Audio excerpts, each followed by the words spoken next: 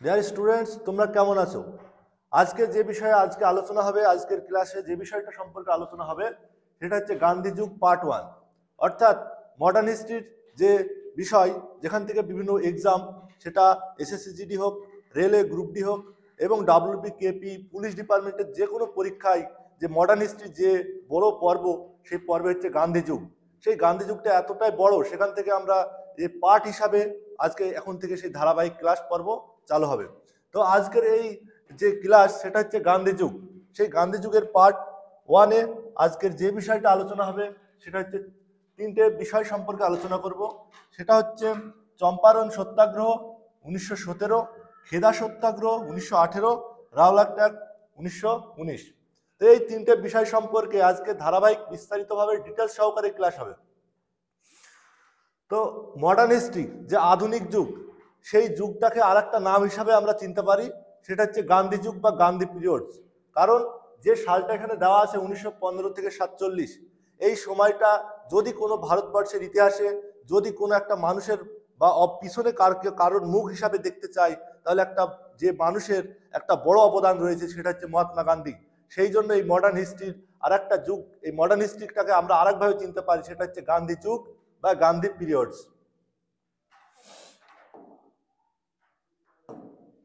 তো এই মহাত্মা গান্ধী সম্পর্কে যখন জানবো, তার আগে জানি তার জন্ম হচ্ছে 1869 সালে তার জন্ম হয়। তো 1888 সালে সে লন্ডন গিয়েছিল শিক্ষা অর্জনের জন্য। 1815 সালে সে ভারতে ফিরে আসেন। লন্ডনে গিয়ে যখন সে উকালতি করলো, উকালতি শিকার পর যখন সে ইন্ডিয়ায় ব্যাক করলো, ইন্ডিয়াতে সে যখন উকালতি শিকার জন্য ইচ্ছা প্রকাশ করলো, কর্মক্ষেত্র শুরু করার চেষ্টা করলো, তখন গান্ধীজি দেখলেন যে ভারতবর্ষে উকালতি করতে হলে একটা মানে অভিজ্ঞতার প্রয়োজন আছে। সেই জন্য সে ইন্ডিয়ায় সে উকালতি করতে চাইলো না। তখন তার একটা অফার আসলো, সেটা হচ্ছে সাউথ আফ্রিকা একটা কাজের জন্য তার অফার আসলো। তো একটা সাউথ আফ্রিকায় কাজের জন্য তার অফার আসলো, তখন সাউথ আফ্রিকা চলে যায়। তারপরে সাউথ আফ্রিকা থেকে আবার ভারতে ব্যাক করে। সালটা কত ছিল? 1915। সে 1915 সালে গান্ধীজি ভারতবর্ষে ফিরে আসেন। কোথা থেকে ফিরে আসেন? সাউথ আফ্রিকা থেকে ফিরে আসেন।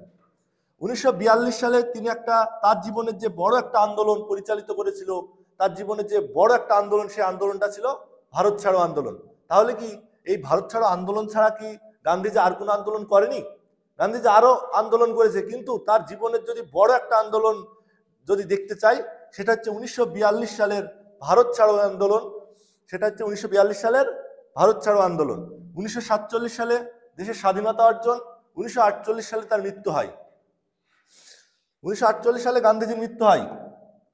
তো গান্ধীজি জীবনে যদি যে প্রথম যে সত্যাগ্রহ সেটা চালু করেন, সেটা হচ্ছে চম্পারণ সত্যাগ্রহ 1917 সালে। কি এই সত্যাগ্রহ? এখানে যে শব্দটা আছে সেটা হচ্ছে সত্যাগ্রহ। এই সত্যাগ্রহ শব্দটাকে যদি আমরা জানার চেষ্টা করি, এটা দুটো মানে কিন্তু আমরা পাই। একটা হচ্ছে, এটাকে যদি ভাঙি তাহলে এটা হচ্ছে সত্য প্লাস আগ্রহ। সত্য প্লাস আগ্রহ। এই যে সত্য আগ্রহ, যেখানে সত্য আছে সেখানে গান্ধীজির কি আছে? আগ্রহ আছে। গান্ধীজি যেখানে সত্যকে খুঁজে পাবেন সেখানে গান্ধীজি আগ্রহ দেখাবেন। তো এই যে সত্যাগ্রহ গান্ধীজি ভারতবর্ষে চালু করলেন, এটা কি গান্ধীজি ভারতবর্ষে চালু করেছিলেন? এটা গান্ধীজি ভারতবর্ষে চালু করেননি। এই চিন্তাধারা গান্ধীজি কোথা থেকে এনেছিলেন? সাউথ আফ্রিকা থেকে এনেছিলেন। কিভাবে আনলেন?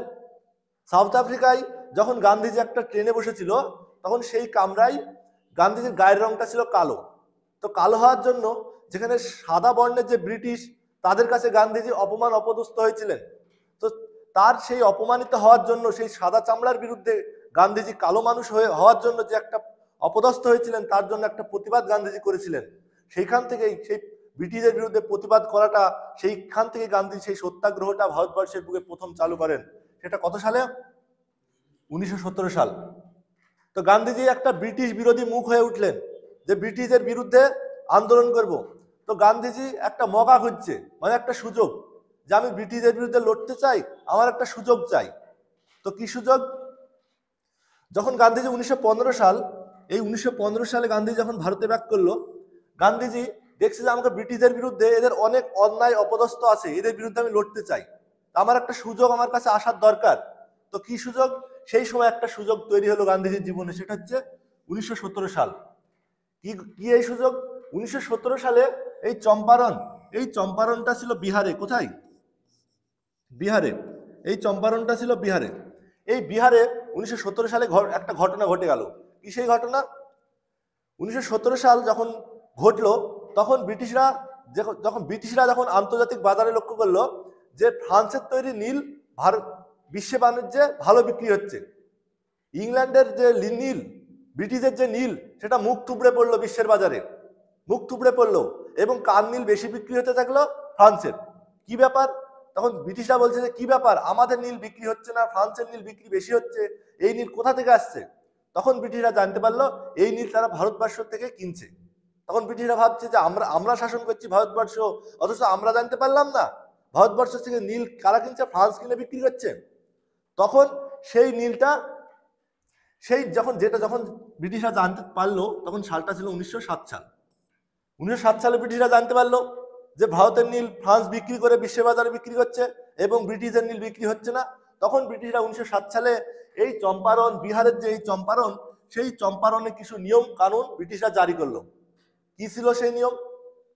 সেই নিয়মটা এমন ছিল যে ব্রিটিশরা চম্পারণের মানুষজনকে বললো যে তোমরা আর কাউকে নীল বিক্রি করতে পারবে না, এখন থেকে তোমরা নীল বিক্রি করবে আমাদের, মানে ব্রিটিশের বিক্রি করতে হবে নীল। ঠিক আছে, জনগণ রাজি হয়ে গেল যে নীল তো আমাকে কাউকে না কাউকে বিক্রি তো করতেই হবে, তাহলে আমরা ফ্রান্সকে বিক্রি করবো না, ব্রিটিশদেরই বিক্রি করবো। তো ঠিক আছে, ব্রিটিশদের বিক্রি করতে শুরু করলো। যখন বিক্রি করতে শুরু করলো, তারপরে কিছুদিন পর ওরা ব্রিটিশরা ভাবছে যে আমরা তো ভারতবর্ষে ব্যবসা করার জন্য এসেছি, মানে যত বেশি সম্ভব তত বেশি ট্যাক্স আমাদের আদায় করতে হবে। তাহলে আমরা কি করি, যে আর একটা তারা নিয়ম বের করলো যে না, যেহেতু তোমরা আমাদের কাছে যে নীল বিক্রি করছো, আমাদের ট্যাক্স তো দিবে, এখান থেকে আমাদের ট্যাক্স দাও, আমাদের ট্যাক্স দিতে হবে। তো নীল বিক্রি করে এত লাভ করছো তোমরা, আমাদের ট্যাক্স দিবে না? দিয়ে তারা একটা ট্যাক্স তারা প্রয়োগ করলো। কত পার্সেন্ট? 37% ট্যাক্স বসালো, যে 100 টাকায় 37 টাকা ট্যাক্স দিতে হবে। 100 টাকায় কত টাকা ট্যাক্স দিতে হবে? 37 টাকা ট্যাক্স দিতে হবে ঘোষণা করে দিল। এটাও কিন্তু জনগণ মেনে নিল যে ঠিক আছে, নীল বিক্রি করবো, 37% ট্যাক্স দিব। তারপরে যখন ব্রিটিশরা দেখছে যে এই 37% ট্যাক্স দেওয়ার পরেও ব্রিটিশরা ভাবছে যে আমাদের আরো বেশি সংখ্যক আমাদের লাভ করা উচিত, তখন তারা একটা কি করলো, যে তারা একটা ফরমান জারি করলো যে প্রতি 1 বিঘা জমি যার আছে, সেই 1 বিঘাতে 3 কাঠা নীল চাষ করতে হবে। 3 কাঠা। কয় কাঠা? 3 কাঠা। মানে 1 বিঘা মানে কত বিঘা? কত কাঠা? 20 কাঠা। সেই 20 কাঠাতে 3 কাঠা নীল তাদের চাষ করতে হবে, এবং এই 3 কাঠা নীলটা ফ্রিতে ব্রিটিশদের দিতে হবে। তাহলে 20 কাঠাতে যার 1 বিঘা জমি আছে, 20 কাঠায় 3 কাঠা, মানে 3 বিঘাতে 1 বিঘা। তো 3 বিঘা মানে 1 বিঘা হচ্ছে না, 3 × 60, 9 কাঠা, তাই তো? তাহলে হচ্ছে 3 বিঘাতে 9 কাঠা এবং 1 বিঘাতে 3 কাঠা। এই 3 কাঠা নীলটা ব্রিটিশদের ফ্রিতে দিতে হবে, ব্রিটিশদের ফ্রিতে দিতে হবে। তো এইবার এই যে 37% ট্যাক্স, এটা মানলো। তারপরে এই যে 3 কাঠা যে ব্যবস্থা, এইটা যখন চালু হলো, তখন তারা একটা চরম অত্যাচারের মুখে পড়ে গেল। তাদের তো জীবন পরিচালনা করার একটা ব্যাপার আছে, তাদের সংসার আছে, জীবন আছে, সেটা তো পরিচালনা করতে হবে। তখন এই যে এত পরিমাণে নিয়ম কানুন যখন এই বিহারের চম্পারণ মানুষের উপর আসতে শুরু করলো, এই চম্পারণ মানুষের উপর যখন এত অত্যাচার আসতে শুরু করলো, তখন তারা এর প্রতিবাদ স্বরূপ তারা সেখানকার একজন লিডার ছিল, সেখানকার কৃষকদের একজন লিডার ছিল, সেই লিডারের কাছে তারা গেল। সেই বিহারের মানুষজন, চম্পারণের মানুষজন কার কাছে গেল? বিহারের একজন কৃষক লিডার, তার নাম ছিল রাজকুমার শুক্লা। এই নামটা লিখে রাখো, ইম্পর্টেন্ট। রাজকুমার শুক্লা, এই ইনার কাছে গেল রাজকুমার শুক্লা। যখন এই রাজকুমার শুক্লার কাছে গেল, এই রাজকুমার শুক্লা বলল যে এই মুহূর্তে আমি একজনের খোঁজ জানি, যে ব্রিটিশের বিরুদ্ধে আন্দোলন করার জন্য সে আছে গুজরাটের সবরমতীতে, তোমরা তার কাছে যাও। সে একটা পথ দেখিয়ে দিল। দিয়ে এই রাজকুমার শুক্লা এবং 20 জন মানুষ, কতজন? 20 জন মানুষ। এই 20 জন মানুষ এবং রাজকুমার শুক্লা মিলে কার কাছে গেল? গান্ধীজির কাছে গেল। গান্ধীজি তখন সবরমতী আশ্রমে গুজরাটে আছে, অপেক্ষা করছে, সুযোগ চাইছে যে আমি ব্রিটিশের বিরুদ্ধে লড়বো। দিয়ে গান্ধীজির কাছে এরা যখন গেল, গিয়ে জানালো, তখন গান্ধীজি সোজা চলে আসলো কোথায়? বিহারে। সোজা আসলো বিহারে। বিহারে এসেই ডাইরেক্ট কিন্তু ব্রিটিশদের সঙ্গে মোকাবিলা করেনি, সে গিয়েছে কি, সে সত্য খুঁজতে চেয়েছে যে ঘটনাটা কি সত্যি ঘটেছে কিনা। প্রথমে ও সত্য দেখবে তো, যে সেখানে সত্যি আছে কিনা, ঘটনাটা সত্য কিনা যাচাই করবে তো। তো গান্ধীজি গিয়ে মানুষজনের সঙ্গে যোগাযোগ, কথাবার্তা বলতে শুরু করলো, যে জানতে লাগলো যে ব্রিটিশরা যে অন্যায় কার্যকলাপ করছে সেটা সত্য কিনা। যখন গান্ধীজি সত্যটা খুঁজে পেল, তখনই গান্ধীজি কি করলো, আগ্রহ দেখালো। তাহলে প্রথমে গান্ধীজির একটাই নীতি, আমি সত্যকে খুঁজে বের করবো, তারপরে আমার আগ্রহটা দেখাবো। এইবার গান্ধীজি যখন সত্যটা খুঁজে পেল, তখন এই গান্ধীজি কোথায় ছুটলো, ব্রিটিশদের অফিসে ছুটলো। অফিসে যখন গান্ধীজি যায়, তখন তো তার ইয়াং বয়স, অল্প বয়স, তাকে তো চিনে না, তোয়াক্কাই দিচ্ছে না যে কে কে এসছে অফিসে, তোয়াক্কা, গান্ধীজিকে তোয়াক্কাই করছে না। তখন গান্ধীজি যখন আইন বাই আইন কথা বলতে, সে তো উকিল ছিল, উকালতি নিয়ে তার পড়াশোনা, সে যখন আইন অনুসারে কথা বলতে শুরু করলো, তখন ব্রিটিশরা ভয় পেল। তখন ব্রিটিশরা চিনলো, গান্ধীজিকে চিনতে শুরু করলো, দিয়ে গান্ধীজিকে ভয় পেয়ে তারা এই যে 37% ট্যাক্স, এই 37% ট্যাক্সটাকে তারা কমিয়ে কত করলো, 25% করলো। এই যে 37% থেকে কমিয়ে 25% করলো, এইটা হচ্ছে গান্ধীজির প্রথম সত্যাগ্রহ এবং প্রথম ভারতবাসীর জয়। তাহলে ভারতবাসীর এই প্রথম, এটা ছিল ভারতবাসীর প্রথম জয়। এই যে 37% ট্যাক্স থেকে 25% হলো, এই জয়টাই হচ্ছে ভারতবাসীর প্রথম জয়। তাহলে এইভাবে তো ডিটেলসে পড়তে হবে। এটাই তো প্রশ্ন, যে কত পার্সেন্ট ট্যাক্স ধার্য করেছিল ব্রিটিশরা। চম্পারণটা কোথায় অবস্থিত, এটাই তো পরীক্ষায় আসে। চম্পারণটা কোথায় অবস্থিত? বিহারে। কত সালে এই সত্যাগ্রহ হয়েছিল? 1917 সালে। তিন কাঠিয়া ব্যবস্থা কোন সত্যাগ্রহের সঙ্গে যুক্ত? চম্পারণ সত্যাগ্রহ। তিন কাঠিয়া আন্দোলন কোথায় হয়েছিল? বিহারে হয়েছিল। এইভাবে তো প্রশ্ন আসবে। কিন্তু তোমরা যদি এমসিকিউ আকারে পড়ো, মনে থাকবে কি? কিন্তু যখন ডিটেলস এইভাবে গল্প আকারে পড়বো, তখন তো মনে থাকবে। এই যে একটা ইম্পর্টেন্ট নাম, যে রাজকুমার শুক্লা কোন আন্দোলনের সঙ্গে যুক্ত ছিল, এই নামটাও তো ইম্পর্টেন্ট আছে। এই তো গান্ধীজিকে দেখিয়ে দিয়েছিল মানুষজনকে, তাহলে এই নামটাই তো পরীক্ষাতে আসবে। তাহলে এই যে সত্যাগ্রহ, এটা কি কি নিয়ে হয়েছিল? এটা চাষবাস। তাহলে এটা কি চাষ নিয়ে হয়েছিল? কি চাষ? নীল চাষ। তাহলে এটা কি নিয়ে হয়েছিল? নীল চাষ। এটা নীল চাষ নিয়ে হয়েছিল। 1917 সালে গান্ধীজি বিহারের চম্পারণে নীলকরদের প্রেক্ষাপটে কৃষকদের সমস্যাগুলি দেখার জন্য অনুরোধ করা হয়েছিল। তাহলে এই যে নীল চাষকে কেন্দ্র করে এই চম্পারণ সত্যাগ্রহ ভারতবর্ষে, মানে বিহারে হয়েছিল। তাহলে এই যে চম্পারণ সত্যাগ্রহ 1917 সালে হলো, সেই 20 জন এবং আর যে লিডারটা গিয়েছিল গান্ধীজির সঙ্গে দেখা করতে, কৃষক লিডার, তার নাম কি ছিল? রাজকুমার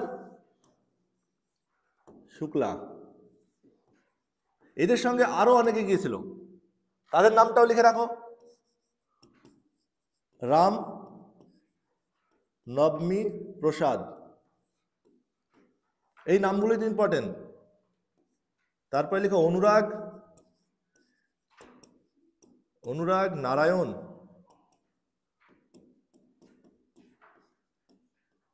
সিনহা, এই নামগুলোই তো ইম্পর্টেন্ট, এইগুলোই তো পড়তে হবে। তাহলে সব থেকে ইম্পর্টেন্ট রাজকুমার শুক্লা, এইটা ভেরি ভেরি ইম্পর্টেন্ট। তাহলে এই যে চম্পারণ সত্যাগ্রহ, এখান থেকে কিরকম প্রশ্ন আসবে সেটা বললাম।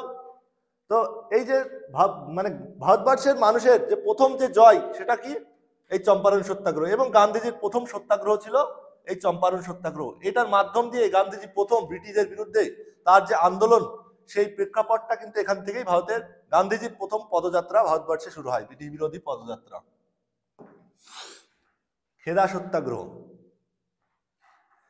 প্রথমে আমি কিন্তু বলেছি যে 1942 সালে গান্ধীজির ভারত ছাড়ো আন্দোলন ছাড়াও গান্ধীজি অনেক আন্দোলন করেছেন। তার একটা আন্দোলন আলোচনা করলাম। দ্বিতীয় যে আন্দোলনটা, সেটা হচ্ছে খেদা সত্যাগ্রহ। 1918 সালে এই আন্দোলনটা হয়েছিল, মানে 1700 চম্পারণ, 18তে খেদা। মানে আমরা পরপর যাব, সালগুলোতে পরপর যাব, দিয়ে এই মডার্ন হিস্ট্রিটাকে হাতের কবজায় আনার চেষ্টা করব। ঠিক আছে? এই মুষ্টির মধ্যে ইতিহাসকে আনার চেষ্টা করব। তো খেদা সত্যাগ্রহ কত সালে হয়েছিল? 1918। ব্রিটিশদের রাজত্বকালে মহাত্মা গান্ধী কর্তৃক সংগঠিত ভারতের গুজরাটের খেদা জেলায়। তাহলে জায়গাটা কোথায়? গুজরাটের খেদা জেলায়। এটাই তো প্রশ্ন, যে খেদা আন্দোলন কোথায় হয়েছিল, তাহলে কোথায় হয়েছিল? গুজরাটে হয়েছিল। তাহলে প্রথম প্রশ্ন তো এটাই। যদি প্রথম প্রশ্ন দেখি যে খেদা আন্দোলন কবে হয়েছিল, 1918। যদি দ্বিতীয় প্রশ্ন দেখি এই খেদা আন্দোলন কোথায় হয়েছিল, গুজরাটের খেদা জেলায়, গুজরাটের খেদা জেলায়। গান্ধী দুর্ভিক্ষ এবং প্লেগ মহামারীর কারণে রাজস্ব পরিশোধ করতে অক্ষম কৃষকদের সমর্থন করার জন্য এই আন্দোলন সংগঠিত করেছিলেন। মানে বুঝতে পারলাম যে এই আন্দোলনটাও কৃষকদের সঙ্গে যুক্ত, তাই তো? এই আন্দোলনটাও কৃষকদের সঙ্গে যুক্ত। তো এর আগে যে চম্পারণ সত্যাগ্রহ আলোচনা করলাম সেটা কি চাষকে নিয়ে হয়েছিল? নীল চাষ। আর এই যে খেদা সত্যাগ্রহ, এটা হয়েছিল কি চাষ? পাট চাষ। এই চাষটা হয়েছিল পাট চাষকে কেন্দ্র করে। তাহলে চম্পারণ সত্যাগ্রহ কি চাষকে কেন্দ্র করে? নীল চাষ। আর খেদা সত্যাগ্রহ হয়েছিল পাট চাষকে কেন্দ্র করে। তো এই যে খেদা সত্যাগ্রহ, এই খেদা সত্যাগ্রহটা জানার আগে আমাদের কিছু পিছনের কিছু ইতিহাস আমাদের জানতে হবে। কারণ কি, এই খেদা সত্যাগ্রহটা কিন্তু এমনি এমনি হয়নি। একটা মানুষ যখন একটা সমাজের মানুষের যখন মানে দেওয়ালে পিঠ থেকে যায়, তখন তারপরে কিন্তু তারা আন্দোলনে তাদের দাবি দেওয়াটা কিন্তু পেশ করে, তার আগে কিন্তু করে না। অনেক অনেক অত্যাচার তাদের উপর যখন নেমে আসে, যখন তারা সহ্য করতে পারে না, তখনই আন্দোলনটা করে। তো অনেক যে সমস্যা তাদের উপর নেমে আসে, কি সেই সমস্যা, তার পিছনের একটু প্রেক্ষাপট জানতে হবে। কারণ ইতিহাস পিছনের প্রেক্ষাপট ছাড়া ইতিহাস হয় না।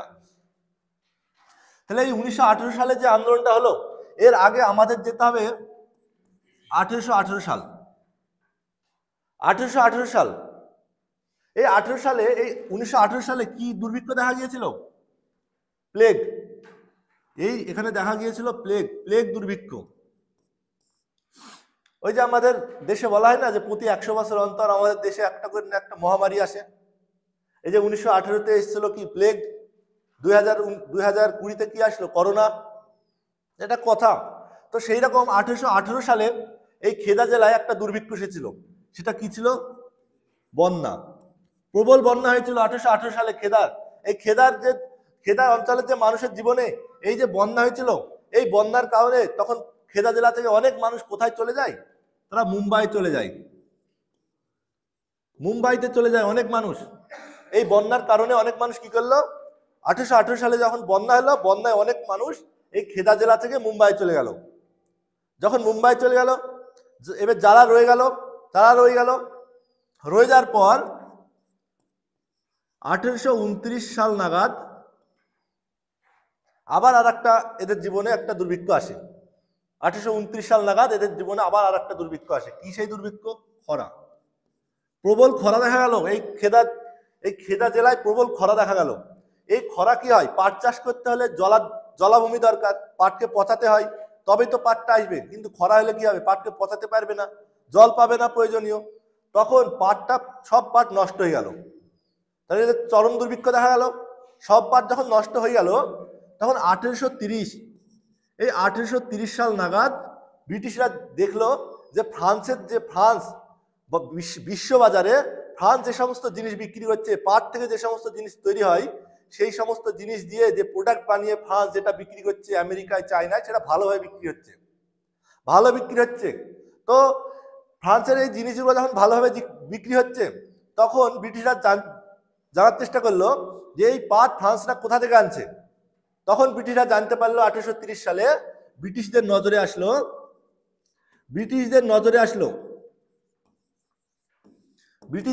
আসলো এই পাট ফ্রান্স কোথা থেকে কিনছে? ভারত থেকে কিনছে। তখন ব্রিটিশরা ভাবছে আমরা শাসন করছি আর আমরাই জানতে পারলাম না, আমাদের দেশ থেকে ফ্রান্স পাট নিয়ে যাচ্ছে। তখন ব্রিটিশরা ফ্রান্সকে বারণ না করে এই খেদার যে জেলার যে মানুষ তাদেরকে বারণ করছে যে তোমরা ফ্রান্সকে পাট বিক্রি করো না। ফ্রান্সকে মানা করছে না, কাদেরকে মানা করছে? এই খেদার জনগণকে মানা করছে, তোমরা ফ্রান্সকে পাট বিক্রি করবে না। এটা তো জনগণ গিরাজ্জি করলো না, মানে যা বলছে বলুক, ব্রিটিশদের তোয়াক্কা দিল না, ফ্রান্সকেই বিক্রি করছে। যখন বিক্রি করছে, কোনো গিরাজ্জি যখন দিল না, তখন এই ব্রিটিশরা 1835 সালে একটা আইন পাশ করলো। কি অ্যাক্ট? এই ইন্ডিয়ান অ্যাক্ট। এই 1835 সালে একটা আইন পাশ করলো, ইন্ডিয়ান অ্যাক্ট। এই আইনটা কি ছিল? এটা ভারতীয় আইন ছিল, ভারতীয় আইন ছিল। কারণ ব্রিটিশরা দেখলো যদি আমরা ইংল্যান্ডের আইনকে এখানে বাস্তবায়ন করি, তাহলে আমরা ইংল্যান্ডের পার্লামেন্টের কাছে আমরা কি হতে পারবো, আমাদেরকে দায় স্বীকার করতে হবে, যদি কিছু হয় দায় স্বীকার করতে হবে। তাই তারা নিজের একটা আইন তৈরি করলো ভারতে। এই আইনটা ব্রিটিশের আইন না, ব্রিটিশ পার্লামেন্টের আইন না, ওদের নিজেদের তৈরি করা আইন। সেই আইন চালু করলো, দিয়ে যখন মুখের কথা হচ্ছিল না, তাহলে এবার আইনে বলতে হবে। তো সেই জন্য তারা একটা আইন করে ভারতের সেখানকার জনগণদের বলল যে এই আইনে বলা হলো যে তোমরা আর পাট ফ্রান্সকে বিক্রি করতে পারবে না। এবার ফ্রান্সকে যখন বিক্রি করতে পারবে না, পাট তো কাউকে বিক্রি করতে হবে, ঠিক আছে, বিক্রি করলো না, ব্রিটিশদেরই বিক্রি করতে শুরু করলো। কত সাল থেকে? 1835 থেকে 55। এই সময়টা ভালোভাবে বিক্রি করছিল, ব্রিটিশদের পাট দিচ্ছিল খেদা জেলার মানুষ। কিন্তু এই 1855 সালের পর ব্রিটিশরা আবার একটু বুদ্ধি লাগালো, মানে আরো বেশি লাভ করবে, মানে ওদের লাভের পর লাভ করবেন। তো 1855 সালের পর এরা কি করলো, যে তোমরা আমাদের কাছে পাট বিক্রি করে এত লাভ করছো, সেখান থেকে ট্যাক্স দাও, ট্যাক্স দিতে হবে তো। দিয়ে এরা একটা ট্যাক্স বসালো, কত পার্সেন্ট? 41%। 41% ট্যাক্স বসালো। চম্পারণে কত পার্সেন্ট বসেছিল? 37%। এখানে কত পার্সেন্ট? 41%। তো এটাই তো মুখস্থ রাখতে হবে, এটাই তো প্রশ্ন। তো 41% ট্যাক্স বসালো এবং বলল কি যে আমাদের কাছে যে পাটটা বিক্রি করবে সেখান থেকে 41% ট্যাক্স দিতে হবে। তখন জনগণের রাগ হয়ে গেল যে আমরা ট্যাক্সও দিব আবার পাটও দিব, যে ব্রিটিশদের পাট দেওয়া বন্ধ করে দিল। ব্রিটিশদের পাট দিতে চাইলো না, আবার ফ্রান্সকে পাট বিক্রি করতে লাগলো, যে ট্যাক্স যেহেতু আমাদের দিতেই হবে, তাহলে ব্রিটিশদের আমরা ট্যাক্স দিব না, আমরা ফ্রান্সকে পাট দিব। যে 1907 সাল নাগাদ ব্রিটিশরা চরম অত্যাচার শুরু করলো। 1907 সালের পর থেকে ব্রিটিশরা আবার অত্যাচার শুরু করলো, কারণ ব্রিটিশদের পাট বিশ্ববাজারে আর চলছে না ঠিকঠাক। তো 1907 সালে ব্রিটিশরা যখন চরম অত্যাচার শুরু করলো, তখন কিছু মানুষ সেই অত্যাচারের শিকার হয়ে কোথায় চলে গেল? বিহারে চলে গেল। সেখানে ছেড়ে দিয়ে বিহারে চলে গেল, বিহারে বস্তি স্থাপন করলো। এবার যারা রয়ে গেল তাদের উপর যখন অত্যাচার চরম ভাবে হচ্ছে, তখন এই 1918 সাল, তখন 1918 সালে এই মানুষেরা জানতে পারলো যে চম্পারণে একজন মানুষ, সে চম্পারণের মানুষদের দাবি দেওয়া তাদের পূরণ করেছিল ব্রিটিশদের বিরুদ্ধে। তারা বুঝতে পারলো, জানতে পারলো যে চম্পারণ যে 17 সাল, তার পরের বছর 18 সাল। তো 18 সালে এই খেদা জেলার মানুষরা জানতে পারলো যে গান্ধীজি নামের এক ব্যক্তি ব্রিটিশদের বিরুদ্ধে লড়ে চম্পারণের মানুষদের দাবি দেওয়া পেশ করেছিল, তাহলে চলো তার কাছে যাই। এবার সব মানুষ মিলে গেল গান্ধীজির কাছে, চম্পারণ খেদা জেলায় গেল গান্ধীজির সবরমতী আশ্রমে। দিয়ে গান্ধীজিকে যখন ডাকা হলো, তখন গেট খুলে দেখলো ঘর থেকে বেরোচ্ছে সর্দার বল্লভভাই প্যাটেল। কে বেরোচ্ছে? বল্লভভাই প্যাটেল, ইনি বেরোচ্ছেন গেট খুলে। কারণ গান্ধীজি নেই। গান্ধীজি কোথায়? 1918 সালে গান্ধীজি তখন আহমেদাবাদের জুট মিলে আন্দোলন করছে। কোথায়? আহমেদাবাদের জুট মিলে আন্দোলন করছে গান্ধীজি। তো গান্ধীজি তখন সর্দার বল্লভভাই প্যাটেল বলল যে গান্ধীজি তো এখন এই মুহূর্তে নেই, সে এখন আহমেদাবাদের জুট মিল আন্দোলনে আছে, তো তোমরা আমাকে বলো কি হয়েছে। যখন বল্লভভাই প্যাটেল সব ঘটনা শুনলো, দিয়ে সেটা লিখিতভাবে একটা চিঠি লিখে গান্ধীজিকে পাঠালো। তো গান্ধীজিকে যখন পাঠালো, তখন গান্ধীজি বলল যে সর্দার বল্লভভাই প্যাটেলকে বলল, ঠিক আছে তুমি যাও, গিয়ে খেদা জেলায় দেখো যে ঘটনাটা সত্য কিনা। কারণ গান্ধীজি কি এই সত্যাগ্রহ করার আগে কি খুঁজবে? সত্যকে খুঁজবে। সেখানে সত্যই ঘটনাটা ঘটেছে কিনা আগে দেখবে, তারপরে আগ্রহ দেখাবে। দিয়ে সর্দার বল্লভভাই প্যাটেল গেল খেদায়, গিয়ে জনগণের সঙ্গে কথা বলে যখন দেখলো যে ব্যাপারটা সত্যি ঘটেছে, তখন গান্ধীজি আবার গান্ধীজিকে সর্দার বল্লভভাই প্যাটেল জানালো যে ঘটনাটা সত্যি ঘটেছে। তখন গান্ধীজি বললেন, তাহলে ঠিক আছে, খেদার কিছু মানুষজনকে নিয়ে তোমরা ব্রিটিশদের অফিসে যাও। যখন এই বল্লভভাই প্যাটেল ব্রিটিশদের অফিসে গেল, তখন এই বল্লভভাই প্যাটেলকে চিনতেই পারলো না ব্রিটিশরা, মারধর করে বের করে দিল। এই ঘটনাটা গান্ধীকে জানানো হলো। গান্ধীজি ফিরে আসলো। তো ফিরে আসার পর গান্ধীজি খেদার মানুষজনকে নিয়ে গিয়ে ওই ব্রিটিশদের যে অফিস, সেই অফিসের সামনে বসে গেল। যখন বসে গেল, ধর্ণা দিল। ধর্ণা দেওয়ার পর তখন ব্রিটিশরা কিছু বুদ্ধি লাগাচ্ছে। ওই যে আন্দোলন করছে, সেই আন্দোলনের কিছু কিছু মানুষকে বলছে যে ব্রিটিশরা লাঠিচার্জ করতে পারে, তোরা পালিয়ে যা। ব্রিটিশরা লাঠিচার্জ করতে পারে, তোরা পালিয়ে যা। বা কাউকে ভয় দেখাচ্ছে, এইভাবে ভয় দেখাচ্ছে, কাউকে লাঠিচার্জের ভয় দেখাচ্ছে, আইনি ভয় দেখাচ্ছে, কিছু কিছু করে মানুষ আস্তে আস্তে কাটতে শুরু করলো। যখন কাটতে শুরু করলো, লাস্ট দিনে গান্ধীজির পিছনে একজন মানুষ বসে আছে, গান্ধীজি একা। তখন গান্ধীজি বলছে যে আমি আন্দোলন করছি তোমাদের জন্য, আর তোমরাই নেই। যে এই যে আন্দোলন ধর্ণা, গান্ধীজির এই প্রচেষ্টা, এই প্রচেষ্টার জন্য ব্রিটিশরা রাজি হয়ে শেষ পর্যন্ত এই 41% ট্যাক্সকে কমিয়ে কত পার্সেন্ট করলো? 23% করলো। এবং ব্রিটিশরা একটা বলল যে যারা যারা এতদিন ট্যাক্স দিয়ে এসছে, মানে এই আন্দোলন চলার সময়ও গান্ধীজি বলেছিল যে তোমরা আর কেউ ট্যাক্স দিবে না, কিন্তু তাও কিছু কিছু জমিদার, কিছু কিছু কৃষক, ধনী কৃষকরা তারা ট্যাক্স দিয়েছিল। সেই জন্য ব্রিটিশরা বলল যারা যারা ট্যাক্স দিয়েছে আজ পর্যন্ত তারা সারা জীবন ট্যাক্স দিবে, তারা সারা জীবন ট্যাক্স দিবে। আর যারা ট্যাক্স দেয়নি তাদেরকে আগামী 2 বছর ট্যাক্স মকুব করে দেওয়া হলো, মানে আগামী 2 বছর ট্যাক্স আর দেওয়া লাগবে না যারা দেয়নি, দিতে অস্বীকার করেছে। আর যারা দিয়ে আসছে তাদের যে বেইমানি করেছে, এই বেইমানির জন্য কি শাস্তি হলো? তারা সারা জীবন ট্যাক্স দিবে। এবং ট্যাক্সটা কত পার্সেন্ট করা হলো? 23%। তাহলে এই যে খেদা জেলার যে আন্দোলন, সত্যাগ্রহ, এই আন্দোলনেও গান্ধীজি কিন্তু জয় এনে দিল। মানে হিরোর মতো ভূমিকা রাখছে গান্ধীজি। তো গান্ধীজি হিরোর মতো ভূমিকা রাখছে।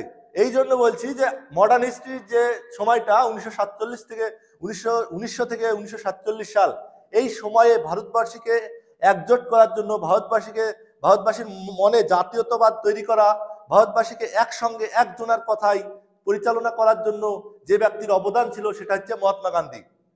এই মহাত্মা গান্ধী, সেই জন্য এই মডার্ন হিস্ট্রিটাকে আর একটা নাম দিয়ে আমরা চিনতে কিন্তু পারি, গান্ধী যুগ বললেও কিন্তু খুব একটা ভুল হবে না। এরপরে রাওলাট আইন, নোট করছো তো সবাই? এগুলো নোট করবে। রাওলাট আইন এটা কত? 1919। এই যে রাওলাট আইন, এই আইনটাকে আর একটা নামে চিহ্নিত করা হয়। কি সেই নাম? ব্ল্যাক অ্যাক্ট বা কালো আইন। কি আইন? কালো আইন। কালো আইন বা ব্ল্যাক অ্যাক্ট। কিন্তু এই কালো মানে কি? খারাপ। তো কালো আইন মানে এই আইনটাকে ভারতবাসীরা বলেছিল এটা খারাপ আইন বা কালো আইন। তাহলে এই যে রাওলাট আইন, এখান থেকে যদি প্রশ্ন দেখি তো এই কত সালে এসেছিল? 1919। প্রথম প্রশ্ন আসলে এটা আইবে। তারপরে এই আইনে আর একটা নাম কি ছিল? Black act. এটাই তো প্রশ্ন। এইভাবেই তো এমসিকিউ হয়, কিন্তু ডিটেলসে পড়লে তবে তো এমসিকিউটা আমার কাছে গোলমালটা হবে না, মিস্টেকটা হবে না। সাল ওয়াইজ পড়ছি তো, 17 থেকে 18 গেলাম, 18 থেকে 19 আসলাম, পরপর পড়ছি। এইভাবে কিন্তু ইতিহাসটা পড়তে হবে। তো এই আইনের মাধ্যমে ব্রিটিশ সরকার ভারতীয়দের বিরুদ্ধে বিশেষ ক্ষমতা দেওয়া হয়েছিল। এই আইনকে ব্ল্যাক বিল নামেও ডাকা হতো। তাহলে ভারতীয়দের বিরুদ্ধে একটা আইন আনা হয়েছিল, এটা বোঝা গেল যে রাওলাট আইন ভারতীয়দের বিরুদ্ধে একটা আইন, তাই তো? সেই জন্য এই আইনকে বলা হয় ব্ল্যাক বিল বা ব্ল্যাক কালো আইন। রাওলাট আইনের উদ্দেশ্য দেশে জাতীয়তাবাদী উত্থান রোধ করা। জাতীয়তাবাদী মানে দেশাত্মবোধ, ন্যাশনালিস্ট যে ধারণা, দেশের প্রতি যে ধারণা, সেই ধারণা যে মানুষের মনে জাগ্রত হচ্ছে গান্ধীজির মাধ্যমে, বিভিন্ন জায়গায় যে মানুষ যে আন্দোলন করছে, দেশ স্বাধীনতার যে আন্দোলন, দাবি দেওয়া বিভিন্ন জায়গা থেকে পেশ হচ্ছে, সেটাকে রোধ করার জন্য এই আইনটা এসেছিল। বিপ্লবীদের কার্যকলাপ রোধ করা, সরকার বিরোধী প্রচার কার্যকে দণ্ডনীয় অপরাধ বলে চিহ্নিত করা। মানে এই তিনটে উদ্দেশ্যকে থামানোর জন্য ব্রিটিশরা এই আইনকে এনেছিল। এই ব্ল্যাক আইন, রাওলাট আইন, এটা কত সালে এসেছিল? 1919। এগুলো নোট করো সবাই। 1919 রাওলাট আইন, ব্ল্যাক অ্যাক্ট। যখন 1919 মানে সবেমাত্র প্রথম বিশ্বযুদ্ধ শেষ হয়েছে, ব্রিটিশরা আর্থিকভাবে খুব দুর্বল। এমন পরিস্থিতিতে ভারতবর্ষে যদি স্বাধীনতার আন্দোলন ঘোরতরভাবে শুরু হয়, যদি কোথাও থেকে একটা বৃহত্তর আন্দোলন শুরু হয়, ব্রিটিশদের পক্ষে সেটাকে সামাল দেওয়া মুশকিল। কারণ তারা প্রথম বিশ্বযুদ্ধে অর্থনৈতিক অবস্থা তাদের টালমাল অবস্থা। সেই অবস্থায় ব্রিটিশরা চাইলো যে এখন যদি বিভিন্ন জায়গা থেকে যে আন্দোলন, যে দাবি দেওয়া আসছে স্বাধীন, এই চিন্তা ভাবনা ভারতীয়দের মধ্যে আসছে, সেটাকে রোধ করতে হলে এখন এমন কিছু আইন আমাদের আনার দরকার, ভারতবর্ষে আনার দরকার। সেই জন্য 1919-এর 1919-এর 18ই মার্চ ইংল্যান্ডের পার্লামেন্ট হাইকোর্টের একজন বিচারপতিকে ডেকে পাঠালেন। তার নাম কি ছিল? Sydney Rowlatt. ইনি ছিলেন কোথাকার প্রেসিডেন্ট? হাইকোর্টের জজ। এই হাইকোর্টের জজ ছিলেন ইনি। তো রাওলাটকে ব্রিটেনের পার্লামেন্ট বললো, রাওলাট তুমি আসো, এসে কিছু একটা করো। তো 1919-এর 18ই মার্চ রাওলাটকে ডাকা হলো। 1919 মার্চ রাওলাট গেলেন, গিয়ে 5 জনকে নিয়ে একটি কমিটি তৈরি করলেন। কি করলেন? 5 জন নিয়ে একটি কমিটি তৈরি করলেন। দিয়ে 21শে মার্চ একটা 137 পেজের রিপোর্ট পেশ করলেন। কত পেজ? 137 পেজ। এই 137 পেজের একটা রিপোর্ট পেশ করলেন। এই যে 137 পেজের রিপোর্ট, এই রিপোর্টে 3টে বিষয়কে উল্লেখ করা হয়। 3টে বিষয়। কি সেই 3টে বিষয়? প্রথম যেটা বলা হয় যে 2 থেকে 3 জন, 2 বা তার বেশি জন একসঙ্গে ঘোরাফেরা করতে পারবে না। একসঙ্গে ঘোরাফেরা করতে পারবে না।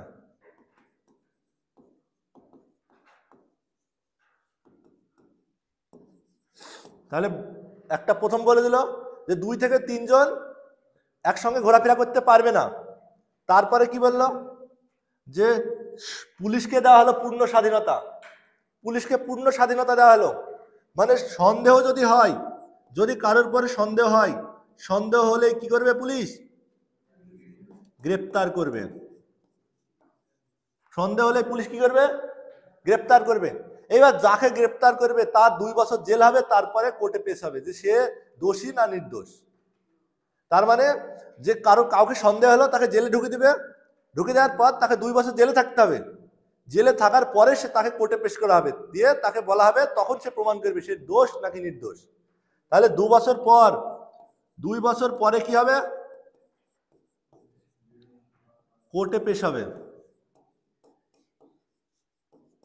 বুঝতে পারছো তো কি চিন্তা ভাবনা এনেছে? কিরকম চিন্তা ভাবনা? যে 2 থেকে 3 জনের বেশি কেউ ঘোরাফেরা করতে পারবে না একসঙ্গে। সন্দেহ হলেই পুলিশ গ্রেপ্তার করবে, এবং 2 বছর পরে যাকে গ্রেপ্তার করা হবে 2 বছর পরে তার বিচার হবে যে সে দোষী না নির্দোষ। মানে এই যে আইন, এই আইনের একটাই ধারা ছিল, সেটা হচ্ছে ধরো জেলে ভরো। এটাই তো, ধরো জেলে ভরো।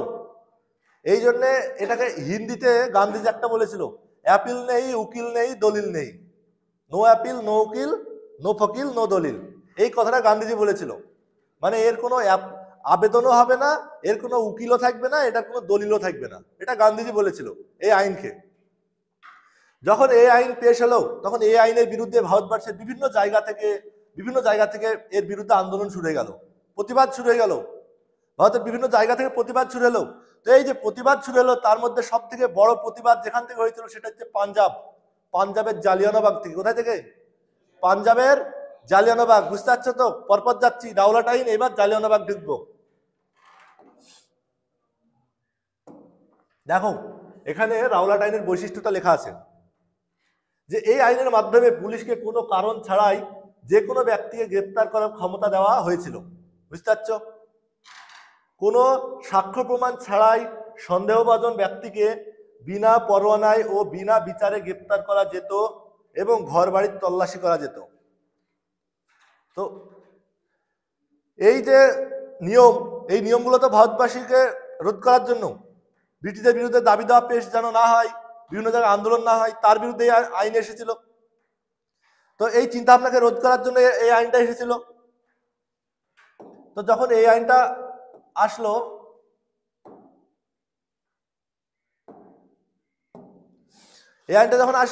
তখন এই আইনের বিরুদ্ধে ভারতের বিভিন্ন জায়গায় আন্দোলন শুরু হলো, ভারতের বিভিন্ন জায়গায়। তার মধ্যে যেখানে সব থেকে বেশি আন্দোলন আসে সেটা হচ্ছে পাঞ্জাব। কোথায়? পাঞ্জাবের জালিয়ানওয়ালাবাগ। জালিয়ানওয়ালাবাগ, এই পাঞ্জাবের জালিয়ানওয়ালাবাগ, এখান থেকে সব থেকে বেশি আন্দোলনটা শুরু হয়। এই পাঞ্জাবে তখন দুইজন লিডার ছিল, রাজনৈতিক নেতা। দুইজন লিডার ছিল, কি তাদের নাম ছিল? একজন ছিল কি ছিল? সত্যপাল। একজন ছিল সত্যপাল, আর আরেকজন ছিল সৈফুদ্দিন কিসলু। সৈফুদ্দিন কিসলু, এই দুজন লিডার ছিল। এই দুজন লিডার একসঙ্গে জনগণকে নিয়ে একটা আন্দোলন শুরু করলো। তো আমরা এখন ভাবছি যে গান্ধীজি কোথায়? এই যে একটা আন্দোলন শুরু হলো, এই তখন গান্ধীজি কোথায়? গান্ধীজি কোথায়? এই যে একটা আন্দোলন শুরু হলো, গান্ধীজি কোথায়? তো এইবার গান্ধীজি আসছে। গান্ধীজি বলল আমি পাঞ্জাবে যাব, কি হয়েছে দেখব। তো গান্ধীজি যখন আসে তখন ব্রিটিশরা দেখছে গান্ধীজি এর আগে দুটো সত্যাগ্রহ করেছে, চম্পারণ, খেদা, জয় এনে দিয়েছে। এইবার গান্ধীজি যদি আসে তাহলে আমাদেরকে এই আন্দোলনকে ঠেকানো মুশকিল হবে। সেই জন্য গান্ধীজি যখন আসছে তখন হরিয়ানার পালওয়াল, কোথায়? পালওয়াল, এটা কোথায় অবস্থিত? হরিয়ানায়। এই হরিয়ানার পালওয়াল, এখানে গান্ধীজিকে কি করা হলো? গ্রেপ্তার করা হলো। গান্ধীজিকে গ্রেপ্তার করা হলো। যখন গ্রেপ্তার করা হলো তখন গ্রেপ্তার করার পর 9 এপ্রিল, কত April? 9 April 1919, 9 April 1919 Saifuddin Kislu এবং সত্যপাল জনগণকে নিয়ে বিরাট আন্দোলন শুরু করলো। যখন আন্দোলন শুরু করলো এই দুজনকে পুলিশে গ্রেপ্তার করলো। পুলিশে যখন গ্রেপ্তার করলো জনগণের সঙ্গে একটা খণ্ডযুদ্ধ বেঁধে গেল, জনগণ ভার্সেস পুলিশ, একটা লড়াই শুরু হয়ে গেল। যখন লড়াই শুরু হলো তখন পাঞ্জাবে 144 ধারা জারি করা হলো। কি করা হলো? 144 ধারা জারি করে দিল। 144 ধারা জারি করে দিল, কেউ একসঙ্গে ঘোরাফেরা করতে হবে না, পারবে না। তো কেউ যখন একসঙ্গে ঘোরাফেরা করতে পারবে না তাহলে এই যে আইন, এই আইনের বিরুদ্ধে আমরা কিভাবে আন্দোলন করব? তখন একটা সিদ্ধান্ত নেওয়া হলো যে নতুন গম উঠলে, ধান উঠলে একটা মেলা হয় না বিভিন্ন জায়গায়, যেমন তোমার কেরালা একটা মেলা উৎসব আছে, ওনাম উৎসব, যেমন পাঞ্জাবে একটা উৎসব হয়, সেটা হচ্ছে বৈশাখী মেলা। কি মেলা?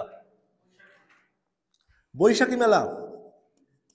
এই বৈশাখী মেলার আয়োজন করা হোক। এই মেলাটা হয়, সেই মেলাটা যখন হলো কতই? 12 এপ্রিল 12 এপ্রিল এই মেলাটা হলো। যখন এই মেলাটা হলো তখন এই মেলায় 12 এপ্রিল যখন এই মেলাটা হলো তখন অনেক মানুষ ঢুকলো মেলার মধ্যে। তো মেলা যখন হয়, এখন বর্তমান যে মেলাগুলো হয় কি হয়, চারিদিকে এইভাবে ঘিরা থাকে না, এরকম একটা গেট করা হয়। এখনকার মেলা যেসব সরকারি মেলা হয় চারিদিকে ঘিরা থাকে, তো বড় বড় টিন দিয়ে ঘিরা থাকে, ভিতরে একদম সুন্দরভাবে মেলাটা থাকে এবং গেটে পুলিশ থাকে। তো এইরকম গেটে দিয়ে মানুষজন ঢুকছে মেলাতে, এবং সবাই সিদ্ধান্ত নিল যে এই মেলাতে আমাদের পরবর্তী পদক্ষেপ কি হবে সেটা জানানো হবে। তখন এই পুলিশরা করলো কি, জেনারেল ডায়ার, হ্যারি ও জেনারেল ডায়ার দুজনকে ডেকে পাঠানো হলো। তাদেরকে ডাকা হলো জেনারেল ডায়ার। এই জেনারেল ডায়ারকে ডাকা হলো, এসে বলা হলো আপনি কিছু করুন। তখন এই জেনারেল ডায়ার আসলো, এসে 12 এপ্রিল সন্ধে কটায়? সন্ধে 5:30 এসে এই জেনারেল ডায়ার একটা নীতি চালু করে দিল, সেটা হচ্ছে মার্শাল ল চালু করে দিল, নাইট কারফিউ। কিন্তু সেটা কাউকে জানানো হলো না, এই আইনটা কাউকে জানানো হলো না। নাইট কারফিউ যেটা চালু করা হলো সেটা জনগণকে জানানো হলো না। এই জেনারেল ডায়ার এবং কিছুজন তারা জানতো, কিন্তু সেটা তো জনগণ জানে না। জনগণ তারা আসলো মেলায়, এবং এই জেনারেল ডায়ার কি করলো, এই দিক দিয়ে ঢুকে ঢাইঢাইকে গুলি চালিয়ে দিল। যখন গুলি চালিয়ে দিল, দিয়ে সরকারি রিপোর্ট অনুসারে 379 জন মৃত, সরকারি রিপোর্ট অনুযায়ী 379 জন মারা গেল এবং 1200 জন আহত হলো। কতজন? 1200 জন আহত হলো। কিন্তু আনঅফিসিয়ালি ভাবে সরকার, মানে আনঅফিসিয়ালি যারা লিডার ছিল তারা দাবি করলো যে এই মৃতটা হয়েছে 1000 জন এবং এই জখমটা হয়েছে 1600 জন। এই যে একটা হত্যাকাণ্ড হয়ে গেল, এর বিরুদ্ধে এই যে একটা হত্যাকাণ্ড হলো, এর বিরুদ্ধে ভারতের বিভিন্ন বড় বড় মানুষেরা বিভিন্নভাবে প্রতিবাদ জানাতে শুরু করলো। কারা কিভাবে প্রতিবাদ জানালো? ব্রিটিশদের যে লেজিসলেটিভ কাউন্সিল ছিল সেখানে ভারতীয়রা ছিল।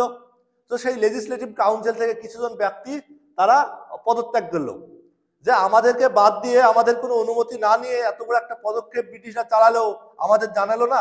সেই জন্য এই যে একটা অপরাধমূলক কার্য ব্রিটিশরা করলো, তার বিরুদ্ধে সেই ব্রিটিশের লেজিসলেটিভ কাউন্সিল থেকে কিছু ভারতীয়রা পদত্যাগ করলো। কি ছিল তাদের নাম? তাদের নাম কি ছিল? নামটা লিখো।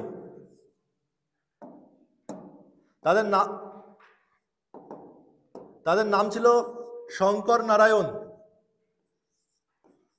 শঙ্কর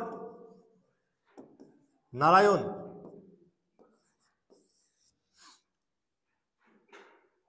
ফজলুল হক।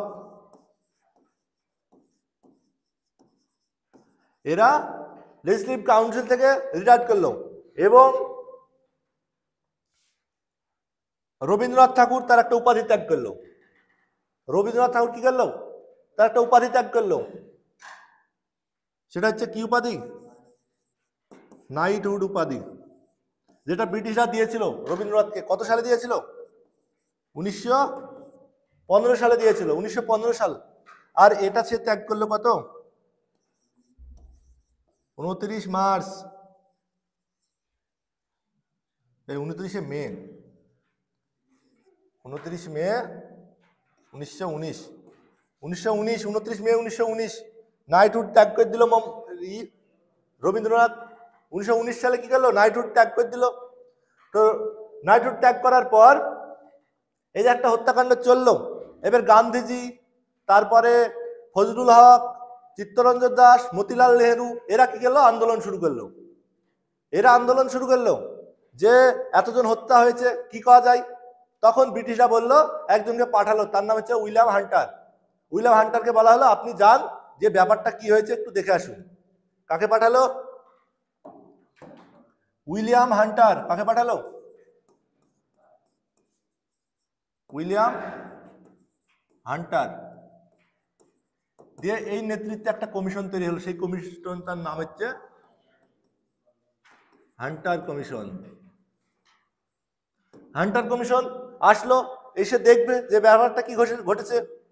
এসে 10 জনকে নিয়ে একটা কমিটি তৈরি করলো। 10 জনকে নিয়ে একটা কমিটি তৈরি করলো, যেখানে 7 জন ছিল ব্রিটেন, কোথাকার? ব্রিটেন। আর 3 জন ছিল ইন্ডিয়ান। একটা কমিটি তৈরি করলো, দিয়ে এরা একটা পেশ করলো। এরা একটা সমীক্ষা করার পর এরা জানালো যে জেনারেল ডায়ার সত্যি অপরাধ করেছে, তার ফাঁসি দেওয়া হোক। এরা একটা রিপোর্ট করে ব্রিটেন পার্লামেন্টে জমা দিল যে জেনারেল ডায়ার একটা অপরাধ করেছে, তার ফাঁসি দেওয়া হোক, তার ফাঁসি দেওয়া হোক।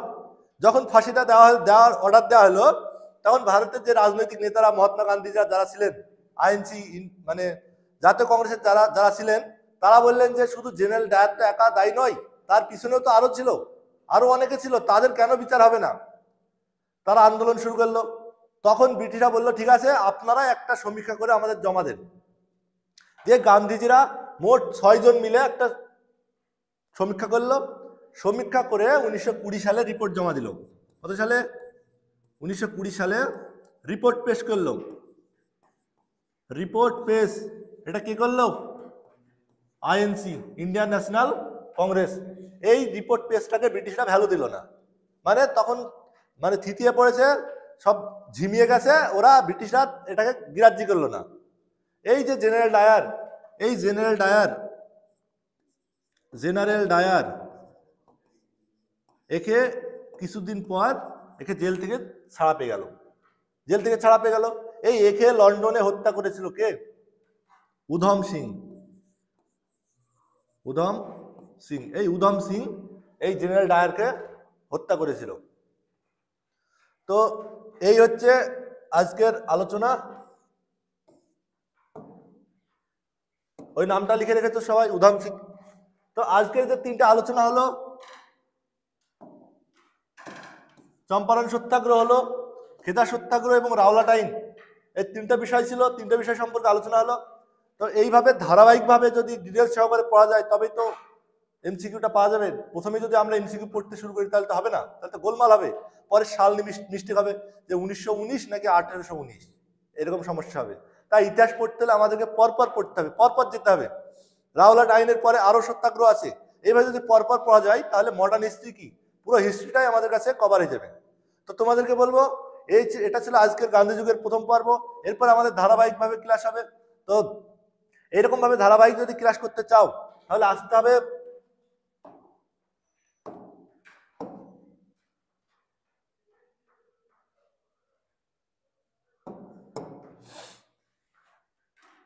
আমাদের এই আবাসিক কোচিং সেন্টার আইকে স্টাডি, এবং সঙ্গে থাকে যদি প্রতিটা ক্লাসকে এইভাবে দেখতে চাও তুমি, তাহলে আমাদের প্রত্যেকটা পর্বকে এইভাবে ক্লাসটাকে প্রোভাইড করা হবে ইউটিউবে। সেই জন্য তোমাকে আমাদের চ্যানেলটিকে সাবস্ক্রাইব করতে হবে। আজকের ক্লাস এই পর্যন্ত। All the best.